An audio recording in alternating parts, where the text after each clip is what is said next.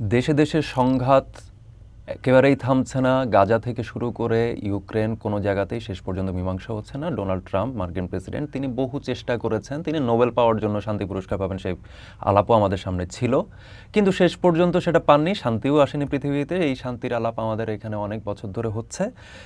তো এই বিষয়গুলো নিয়ে আসলে সম্প্রতি একটি লেখা চর্চায় প্রকাশ হয়েছে।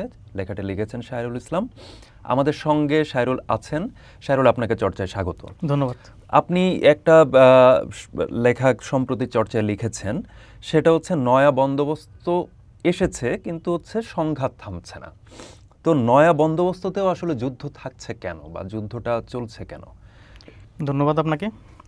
আমি আসলে প্রথমে যে বিষয়টা আমি নিয়ে প্রথমে কথা বলতে চাই সেটি হচ্ছে বিশ্বর যে ক্রম, ওয়ার্ল্ড অর্ডার যেটাকে আমরা বলি, সেটি এখন আর আগের মতো নেই।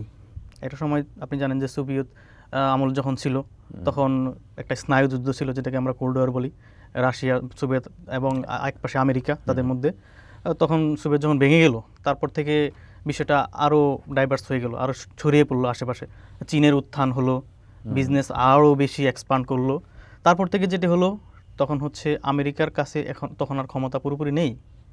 তখন রাশিয়ার দিকে চলে গেল কিছু পোরশন, তারপরে বিজনেস যে দিকটা সেটি চলে গেল চীনের দিকে। তো ৩-৪টি মেরু তৈরি হয়ে গেল। এদিকে এই মেরুকরণের পরবর্তীতে আবার উত্তর কোরিয়ার কিম জং উন, উনি আবার হুমকি হয়ে উঠলেন। মধ্যপ্রাচ্যে এদিকে ইসরায়েল ফিলিস্তিনির সংঘাত তো লেগেই আছে। এই সব কিছু মিলিয়ে বিষয়টা আসলে জগা খিচুড়ির মতো হয়ে গেল। আমেরিকা তখন আর তার হাতে আর বাটন নেই। সেই চিন্তা করলো এখন আমি কি করব। এই চিন্তা করতে গিয়ে এই একটা টার্ম তৈরি হলো, যেটাকে আমি বলতেছি ডিস্ট্রিবিউটেড মাল্টিপোলারিটি। এটার মানে হচ্ছে মেরু এক জায়গায় থাকবে না, ভিন্ন জায়গায় ছড়িয়ে যাবে। যখন ছড়িয়ে যায় তখন আপনি কন্ট্রোল আপনার হাতে রাখতে পারবেন না। তো রাখতে গিয়ে যদি আপনি চান কোনো দেশকে আপনি আপনার কন্ট্রোলে রাখতে হবে, তখন তার উপর নিষেধাজ্ঞা দেবেন, অথবা তাকে কোনো একটা সুবিধা দেবেন, অথবা তাকে হচ্ছে আপনার কাছে রাখতে চাইবেন, অথবা দূরে নেবেন। কিন্তু দূরে নিলে যেটা সমস্যা হচ্ছে, আপনার প্রতিপক্ষ অথবা আপনার মিত্র এবং শত্রু যারা আছে তাদের সাথে হয়তো কোনো একটা দ্বন্দ্ব হয়ে যাবে, অথবা মিল হয়ে যাবে। আপনি যদি দূরে রাখতে চান তাহলে তাদের সাথে মিল হয়ে যাবে, সেক্ষেত্রে আপনি একটা ঝামেলায় পড়ে যাবেন। তো এই জন্য এই যে পরিস্থিতি, এই পরিস্থিতির কারণে আসলে এই নয়া বন্দোবস্তেও যুদ্ধ ওরা টিকিয়ে রাখতেছে। কারণ হচ্ছে যদি যুদ্ধ লাগে তাহলে তারা তাদের কাছে চলে আসবে। ধরুন আমেরিকা কোথাও যুদ্ধের একটা পরিস্থিতি তৈরি করলো, তখন কোনো সহায়তা বা যুদ্ধ বন্ধ করার জন্য তার কাছে আসতে হবে। রাশিয়ার কাছে যেতে হবে অস্ত্রের জন্য, চীনের কাছে বিজনেসের কোনো সহায়তার জন্য যেতে হবে। এই কারণটাতে আমি মনে করি যে এটাকে আপনি বলছেন ডিস্ট্রিবিউটেড মাল্টিপোলারিটি।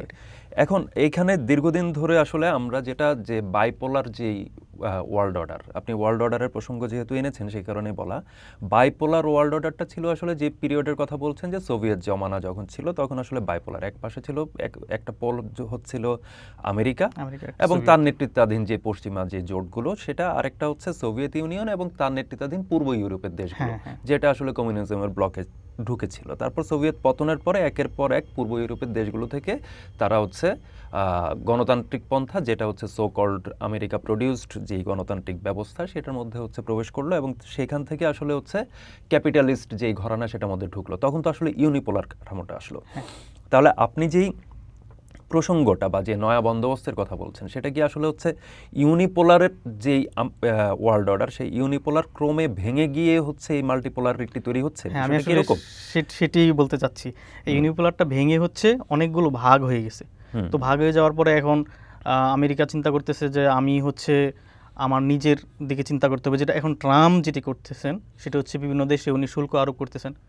এটা উনি চাচ্ছেন যে আমার নিজেকে আরো শক্তিশালী করতে হবে। আমেরিকা ফার্স্ট, হ্যাঁ, আমার নিজেকে শক্তিশালী করতে হবে। কারণ এখন আমি পুরো বিশ্ব আমি আমার হাতে নিতে পারবো না। তখন আমি চিন্তা করলাম যে আমার সর্বোচ্চ ইউটিলিটি আমি কিভাবে পাবো। সেক্ষেত্রে উনি টেরিফ দিচ্ছেন। টেরিফ দেওয়ার পরেও কিন্তু উনি আসলে উনার পুরোটা উনি পাচ্ছেন না। কারণ আমি যখন আপনি দেখতে পারেন যে ভারতের উপর উনি টেরিফ দিলেন, টেরিফ দেওয়ার পরে কি হলো, ভারত রাশিয়া অনেক আরো ঘনিষ্ঠ হয়ে গেল। আবার এইদিকে আরেকটি বিষয় আমি উল্লেখ করতে চাই, সেটি হচ্ছে যে আপনি নিষেধাজ্ঞা দিচ্ছেন যারা যুদ্ধ করতেছে, যারা আপনার মিত্রের সাথে যুদ্ধ করছে তাদের বিরুদ্ধে আপনি নিষেধাজ্ঞা দিচ্ছেন। আপনি বলতেছেন নিষেধাজ্ঞা দিলে ওরা যুদ্ধ আসলে বন্ধ করে দেবে, কিন্তু আসলে বন্ধ হচ্ছে না যুদ্ধ। কেন বন্ধ হচ্ছে না?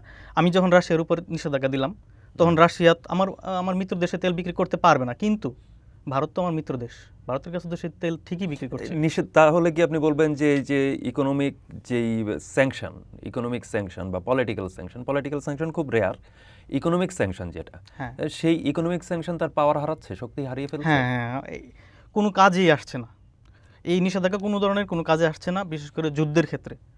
আমরা তো জানি যুদ্ধের ক্ষেত্রে মোস্টলি এই নিষেধাজ্ঞাগুলো হয়, অথবা হচ্ছে ইরানের ক্ষেত্রে যেটা হচ্ছে ইরান পারমাণবিক অস্ত্রের ইয়ে করতেছে, এটা নিয়ে একটু আলোচনা হচ্ছে, সেজন্য ইরানের উপর একের পর এক নিষেধাজ্ঞা দিচ্ছে। কিন্তু ইরান কিন্তু ঠিকই তাদের সুবিধা তারা আদায় করে নিচ্ছে, এবং ইয়ের সাথে রাশিয়ার সাথে একটা আতাত তাদের রয়েছে, এবং মধ্যপ্রাচ্যে একটা ভালো শক্তিশালী একটা অবস্থান তাদের এখনও আছে। ইসরায়েলের সাথে তাদের একটা সংঘাত হলো কিছুদিন আগে, সেখানে আমেরিকা পর্যন্ত সহায়তা করেছে, কিন্তু ইরানকে তেমন ক্ষতি করা যায়নি, বড় কোনো ক্ষতি তাদের হয়নি আমরা যতটুকু দেখতেছি। তো সেক্ষেত্রে আমি বলবো যে নিষেধাজ্ঞা দিয়ে তো আপনার কোনো কাজ হচ্ছে না, এমনকি আপনি হামলা করতেছেন, সহায়তা করতেছেন, অস্ত্র দিচ্ছেন, যেমন ইউক্রেনে আপনি অস্ত্র দিচ্ছেন, একের উপর এক ওদেরকে সামরিক সহায়তা দিচ্ছেন, কিন্তু ওরা তো রাশিয়ার সাথে পেরিয়ে উঠছে না, যুদ্ধ ক্রমে আরও সামনের দিকে যাচ্ছে, রাশিয়া আরো এগিয়ে যাচ্ছে, আরো নতুন নতুন প্রতিদিন কিছুদিন পর পর আমরা দেখছি যে নতুন গ্রাম দখল করে ফেলছে। সেই ক্ষেত্রে আমি বলবো যে ওরা নিষেধাজ্ঞা দিচ্ছে, সেটা লোক দেখানো নিষেধাজ্ঞা। আপনি চাচ্ছেন অন্য একটা ফায়দা এখান থেকে মানে হাসিল করে নিতে, যেমন কিছুদিন আগে হচ্ছে আপনার বিরল খনিজ নিয়ে একটা আলোচনা হলো, যেটা পুতিনের সাথে উনি আলোচনা করলো, ওনার প্রতিনিধি দল পাঠালো পুতিনের সাথে আলোচনা করার জন্য। কিসের জন্য আসলে? আপনি চাচ্ছেন এখান থেকে বিরল খনিজের ফায়দাটা নিতে, ট্রাম্প যেটা চাচ্ছে। তো আপনি এখানে নিষেধাজ্ঞা দেন আর নাই দেন, আপনার উদ্দেশ্য তো যুদ্ধ বন্ধ করা নয়, এই জন্য নিষেধাজ্ঞা কাজ হচ্ছে না। আচ্ছা, সেক্ষেত্রে হচ্ছে যে এই যে নয়া বন্দোবস্ত বা যেটা সম্ভবত যেই জায়গা থেকে কয়েন করা, সেটা হচ্ছে নিউ ওয়ার্ল্ড অর্ডার বা নিউ সিস্টেম।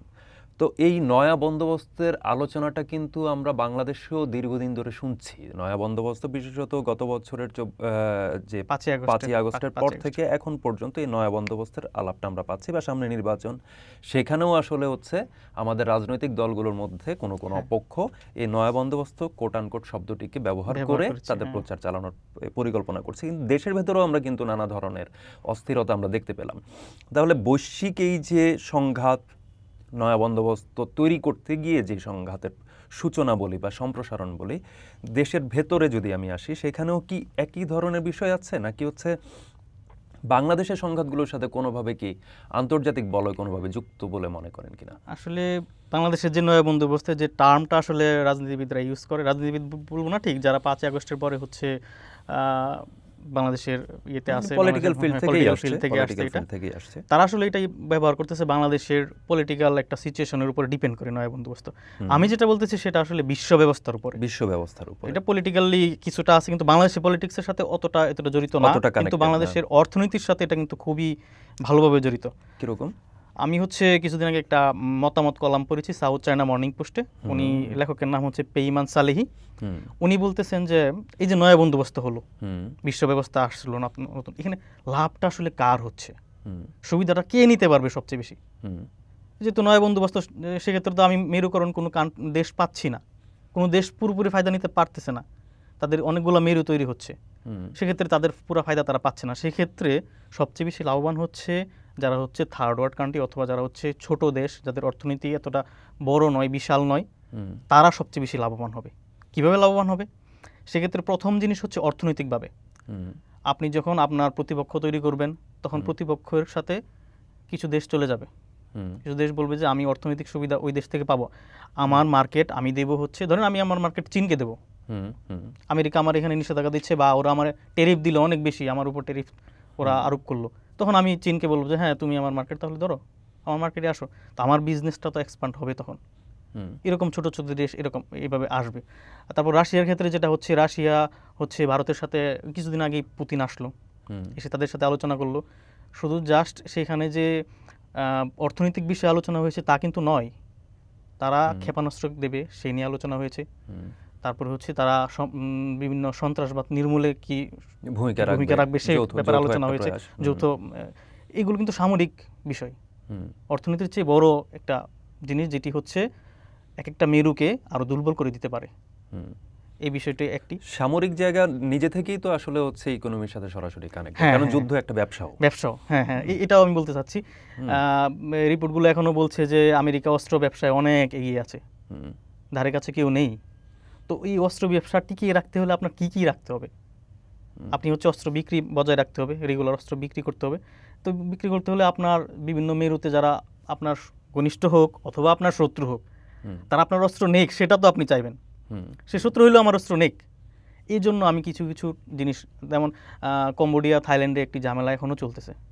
এটা তো ট্রাম্প নিজে এসে বন্ধ করে দিয়ে গেলেন, সেটা আবার মাথা চড়া দিয়ে উঠলো। এই যে জায়গাটা অস্ত্র ব্যবসার জায়গায় আমি একটু সংযুক্ত করতে চাই, সেটা হচ্ছে যে অস্ত্র ব্যবসা বা যুদ্ধ যে কারণে ব্যবসা, সেইখানটাতে আসলে হচ্ছে এই খেলাটা অনেকটা কি এইভাবে চলে কিনা যে আমি ধরা গেল যে ইসরায়েলের কাছে আমি অস্ত্র বিক্রি করলাম, আমেরিকা আমি ইসরায়েলকে অস্ত্র বিক্রি করার পরে ইসরায়েলের কাছে থাকা ওই অস্ত্র থেকে নিজেকে সুরক্ষিত রাখতে বাকি সবাই হচ্ছে ঠিক সমমানের অস্ত্রগুলো তার প্রতিবেশী দেশগুলো কেনে, এবং একই সাথে যখন অস্ত্র কেনে, অর্থাৎ আক্রমণাত্মক অস্ত্র দুই ধরনের আছে, একটা হচ্ছে প্রতিরক্ষার জন্য আছে, ডিফেন্স মেকানিজমের জন্য, আর একটা হচ্ছে অ্যাটাক মেকানিজমের জন্য। অ্যাটাক মেকানিজমের কোনোটা যদি কেউ কেনে, সে একই সাথে হচ্ছে প্রতিপক্ষের এই অ্যাটাক মেকানিজমকে নিষ্ক্রিয় করার জন্য তার প্রতিপক্ষ হচ্ছে ডিফেন্স মেকানিজম কিনবে। এই তো খেলাটা যেটা বলছেন ঠিক একই রকম।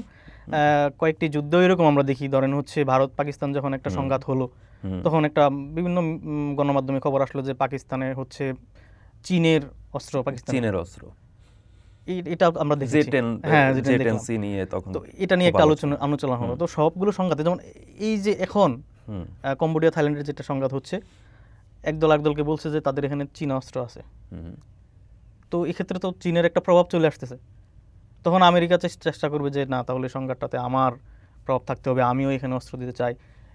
এই জিনিসগুলো হচ্ছে জিয়ে রাখার একটা ব্যাপার। খণ্ড খণ্ড যুদ্ধে ব্যবহৃত অস্ত্র বা সেইখানে হঠাৎ করে বিজয় কেতন ওড়ানো যে অস্ত্র, ভারত পাকিস্তানের প্রসঙ্গটি আপনি আনলেন, তখন থেকে যে টেন্সি আসলে কত ভালো অস্ত্র সেইটা নিয়ে ব্যাপক একটা আলোচনা। তার বিপরীতে হচ্ছে রাফাল নিয়ে একটা আলোচনা ছিল, ভারতের কাছে ছিল রাফাল। তো রাফাল যে আসলে যে টেন্সির কাছে পরাভূত হলো সেটা নিয়ে একটা আলোচনা। এইটা কি এক ধরনের বিজ্ঞাপনও কিনা? হ্যাঁ, আপনি ঠিক বলেছেন, এটা এক ধরনের বিজ্ঞাপন। যত আপনি এটা আলোচনায় রাখবেন কোন অস্ত্রটা সবচেয়ে বেশি শক্তিশালী, যখনই কোনো সংঘাত হয় তখন বেশিরভাগ মানে গণমাধ্যমে খবর আসে যে কোন দেশ সমরাস্ত্রে বেশি শক্তিশালী, কার কোন অস্ত্রটা আছে। এটা আসলে এই যে আলোচনাটা সব জায়গায় আলোচনা ছড়িয়ে যায় এবং সবাই খুব মনোযোগ দিয়ে ভিডিও দেখে, ইউটিউবে দেখে যে কার অস্ত্র আছে, কোন অস্ত্র কত শক্তিশালী। এটা মানুষের মধ্যে একটা যুদ্ধংদেহী মনোভাব তৈরি করে, নেতাদের মধ্যে একটা যুদ্ধংদেহী মনোভাব তৈরি করে, যেটা মানে শেষ পর্যন্ত হচ্ছে যারা অস্ত্র বিক্রি করছে তাদের লাভ হচ্ছে। আচ্ছা, তো শেষ পর্যন্ত আমরা এই যে নয়া বন্দোবস্ত বলি বা যেই বন্দোবস্তই বলি না কেন, শেষ পর্যন্ত যুদ্ধ আমাদের কি গায়ে লেপ্টে থাকা একটা অসুখ বা এমন কোনো কিছু কিনা যা আসলে যেই অসুখকে আমি কখনো সারাতেই পারছি না, যে ক্ষত থেকে আমি মুক্তি পাচ্ছি না, এরকমই কি এইভাবেই কি চলতে থাকবে আসলে মানুষের এই পৃথিবী? আমরা অনেক লড়াই করে করোনা মহামারী থেকে অনেক রক্ষা পেয়েছি, অনেক কষ্ট করেছি, কিন্তু যুদ্ধটা আসলে আমাদের যুগের মতো আমাদের গায়ে লেগে আছে। আমরা পারছি না এটাকে সরাতে। এর প্রধান কারণ হয়তো আমরা নয়, এটা বড় বড় রাজনীতিবিদরা হতে পারে, অথবা যারা হচ্ছে অর্থনৈতিকভাবে নিজেকে স্বাবলম্বী আরও করতে চায়, আরও বেশি ধনী হতে চায় এবং ছড়ি ঘুরাতে চায় পুরো বিশ্বে। তারা চাইছে না যে আমাদের জীবন থেকে যুদ্ধটা সরে যাক, তারা চাইছে আমাদের যুদ্ধ আমাদের জীবনে থাকুক। তারা একের পর এক আমাদের উপরে দায় চাপিয়ে দিচ্ছে। এটা দায় কিন্তু আমাদের উপরে চাপানো হচ্ছে, যে আমরা সংঘাত করি, আমরা এক দেশ আরেক দেশের সাথে সীমান্তে ঝামেলা হয় আমাদের, সেটা কিন্তু দায় চাপানো পুরোটা। তারা কিন্তু চাইছে শুধু আমাদের ফায়দাটা নিতে।